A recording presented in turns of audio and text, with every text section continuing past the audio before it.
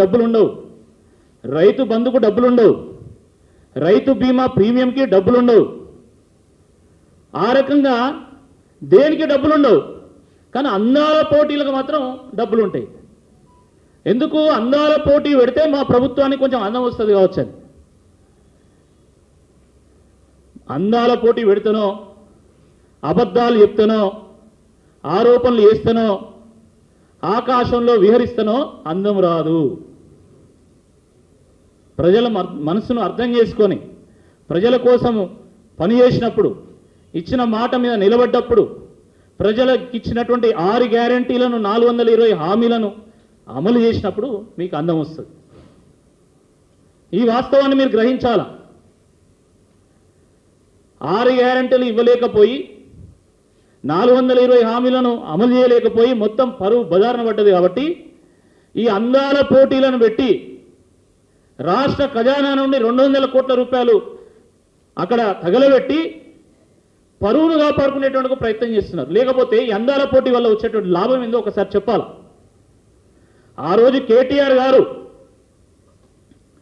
ఇక్కడ ఎలక్ట్రిక్ వెహికల్స్కి ఒక ఇకో సిస్టమ్ను బిల్డ్ చేయాలి, ఇక్కడి కంపెనీలు తీసుకురావాలి, ఇండస్ట్రీని బిల్డ్ చేయాలి, పెట్టుబడులు తీసుకురావాలా, ఉపాధిని క్రియేట్ చేయాలని ఆలోచించి ఆ రోజు ఫార్ములా ఈ రేసును ప్రపంచ నగరాలతోని పోటీపడి హైదరాబాద్ తీసుకొస్తే ఎంతో విజయవంతంగా మొదటిసారి అది విజయవంతమైనా దాన్ని మీరు వచ్చి రద్దు చేసి నీల్సన్ అనేటువంటి సంస్థ ఫార్ములా ఈ రేసు వల్ల ఈ రాష్ట్రంలో 700 కోట్ల రూపాయల బిజినెస్ అయింది, రాష్ట్రానికి లాభం జరిగిందని ఘంటాపదంగా చెప్పినా కూడా మీరు కేటీఆర్ గారి మీద, బీఆర్ఎస్ పార్టీ మీద, బీఆర్ఎస్ ప్రభుత్వం మీద బురద చల్లి దాన్ని రద్దు చేశారు.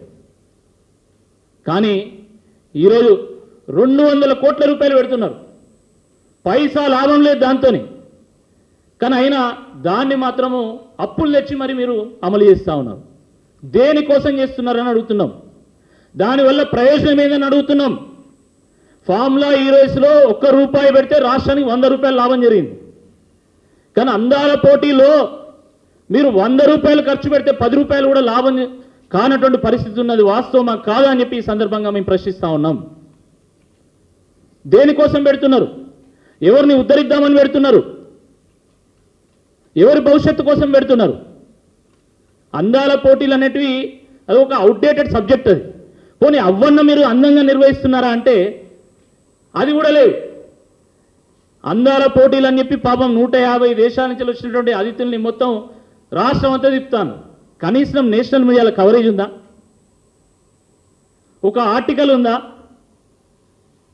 దానివల్ల జరిగే లాభం ఏందో దాని మీద అవేర్నెస్ ఉందా? ఫార్ములా ఈ రేసును నిర్వహిస్తే ఒక సచిన్ టెండూల్కర్, ఒక శిఖర్ ధావన్, ఒక ఆనంద్ మహేంద్ర, ఈ రకంగా ఎంతోమంది క్రికెటర్స్, ఎంతోమంది బిజినెస్ మ్యాగ్నెట్స్, ఇండస్ట్రియలిస్ట్ వాళ్ళు రావడం జరిగింది. వాళ్ళు రావడం వల్ల మన దేశం యొక్క ప్రతిష్టలు, మన రాష్ట్రం యొక్క ప్రతిష్ట పెరిగింది, పెట్టుబడులు వచ్చినాయి, బిజినెస్ అయింది, ఆదాయం వచ్చింది. కానీ మొన్న జరిగినటువంటి స్టేట్ డిన్నర్లో, గెస్ట్కిచ్చినటువంటి డిన్నర్లో ఎవరు పాల్గొన్నారండి? చూడండి ఒకసారి. ఏ ప్రముఖులు పాల్గొన్నారు దీంట్లో? ఏమొస్తుంది దీంతో? కనీసం ఆ వచ్చినటువంటి ఆ గెస్ట్ని నానక్రామ్గూడకో, గచ్చిబౌలికో లేదా కోకాపేట తీసుకుపోతేనన్నా తెలిసిపోయేది. హైదరాబాద్లో ఇంత పెద్ద కంపెనీలు ఉన్నాయి, గూగుల్ ఉంది, మైక్రోసాఫ్ట్ ఉంది, యాహూ ఉంది, ఫేస్బుక్ ఉంది. ఇలా ప్రపంచంలో ఉన్నటువంటి మేటి కంపెనీలన్నీ హైదరాబాద్లో ఉన్నాయని ఆ 150 దేశాల నుంచి వచ్చినటువంటి అతిథులకు తెలిసేది. వాళ్ళు పోయి వాళ్ళ దేశాలకు చెప్పేది. ఈరోజు మీరు ఏం చేస్తున్నారు? ఎక్కడ తిప్పుతున్నారు?